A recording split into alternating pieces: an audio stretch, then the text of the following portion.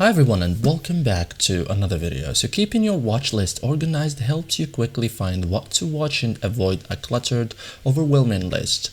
So first thing first, open your watch list. Okay, so launch Prime Video, go to my stuff or watch list. This is your saved contents like from here. Okay, so I have just one content here. Okay, so remove unwanted titles, like delete watched content, titles you are no longer interested in.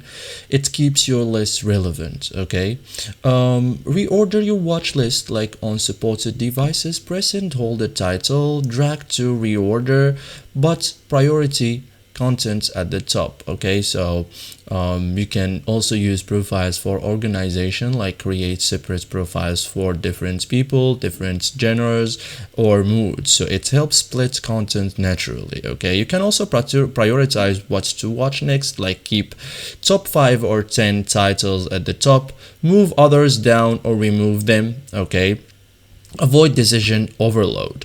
What happens after organizing? It becomes easier or it get easier to navigate, faster decision making, cleaner or more focused list. Okay, there are also some common issues that happens, like can't reorder list, so feature may not be available on all devices.